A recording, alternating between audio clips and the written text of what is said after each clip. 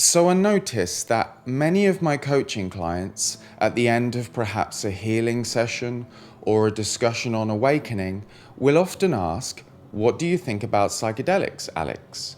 And so here's my thoughts. Now, firstly, as a coach, anything I say on psychedelics is purely my personal opinion and not to be taken as any advice or recommendations. I'm not an authority on psychedelics, right?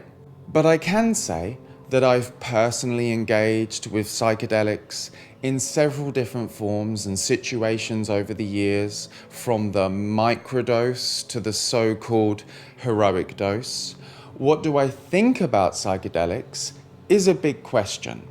So let's start with, can they be helpful, or can they be a helpful tool? And the answer is yes and no, depending on what we're talking about, and I'll go into both. If we're talking about exploring different forms of consciousness, healing the body and the mind, or transforming the personality, yes, they have the potential to be helpful if used in a safe and educated way. There's no doubt that some psychedelics are so powerful, they seem to be a gateway into different dimensions. And there are legitimate scientific studies that have shown psychedelics to be able to shift what they call treatment-resistant depression as a result of what they call a profound spiritual experience.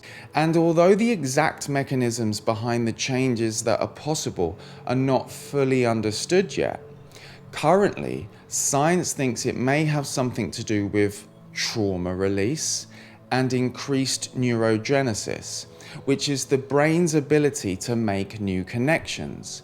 And it seems like psychedelics opens up a window in which a person can shift their thinking, feeling, and behavior in a more functional and positive direction.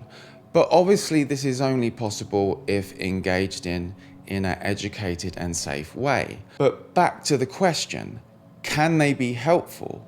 Yes and no.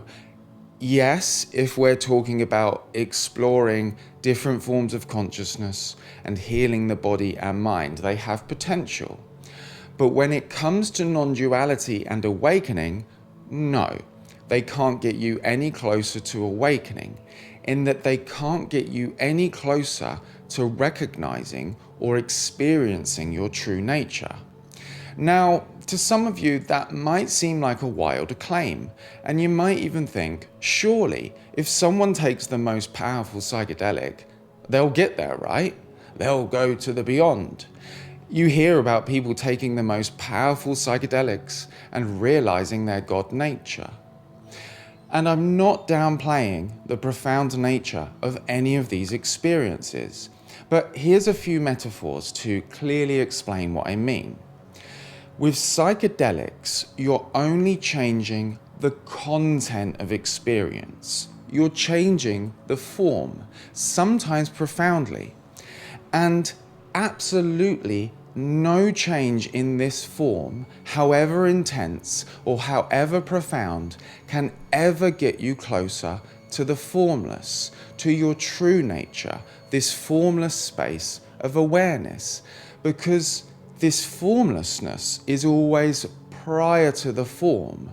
The true you is always prior to whatever content of experience arises within you, including the most profound psychedelic or out-of-body experience. You see, remembering and recognizing your true nature has absolutely no preconditions. You already are what we could call awareness, infinite consciousness, or in religious terms, God nature. So what process, practice, or psychedelic could bring you closer to who or what you already are? Hopefully you can see that none of them can, not really. Even if it appears that someone awakens to their true nature after a process, a practice, or a psychedelic, that process was not ultimately necessary for the awakening. In the exact same way that if you're watching a movie and you forget that it's a movie, nothing that happens in the movie, including even the most profound and intense psychedelic scene, is ultimately necessary to remember that it's a movie and to see that there's a screen. Even if the movie suddenly stopped, leaving only the blank screen obviously visible, neither of these things were ultimately necessary. The realization that it's a movie which appears on a screen was always instantly available. It just got forgotten about, but it was always there, right? Hiding in plain sight as the essential reality of what's happening. Here's another very similar metaphor. Let's say you have a dream, and in this dream, you take a powerful psychedelic, and the content of the dream gets extremely intense and psychedelic. Could that experience make you go lucid in the dream and realize that it's a dream? Is that experience required to realize that you're the dreamer, that everything you're experiencing is the contents of your own mind? Or is it already the case that even in the most dull or regular dreams, there's always the opportunity to suddenly go lucid and look around at the dream and marvel at the fact that it's all your own mental creation? Psychedelics may have profound and often positive implications for the dream or the dream character. Or in the movie analogy, it may help the characters in the movie or make the movie better or a scary one. But whether we're talking about remembering it's a movie and that there's a screen, or whether we're talking about remembering that we're the dreamer, they're both just metaphors for this current experience right now. Psychedelics, if used correctly, can be useful for the body and mind and profoundly change your experience. But your true nature is prior to experience and is in fact already present, timeless and self-shining as the presence of this infinite field of aware experiencing that you're experiencing right now. There's no path or process to get to this, it's already you. You don't need psychedelics to go deeply into this. You don't need psychedelics to remember your true nature as this presence of awareness and to investigate what it's like to live consistently, knowingly, as this awareness. Nothing is required to live knowingly as aware consciousness in which your whole life is unfolding.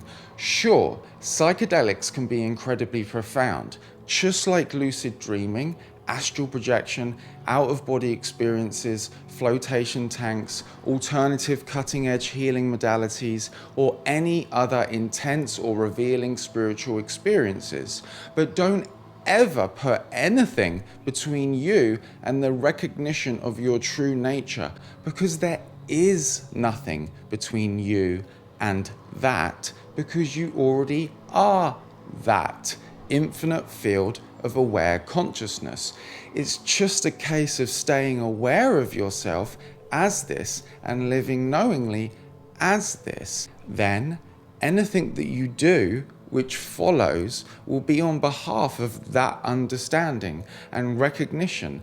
And this is the only sustainable foundation for exploring consciousness and truly healing, because it's rooted in a deeper understanding of reality. I hope this video helped. If you're interested in going deep on a one-to-one basis, go to speaktoalex.com, where you can apply for a call to speak to me or one of my team to see if you'd be a good fit for the Awake and Aware program. That's speaktoalex.com. Peace and blessings. Love you all. Peace.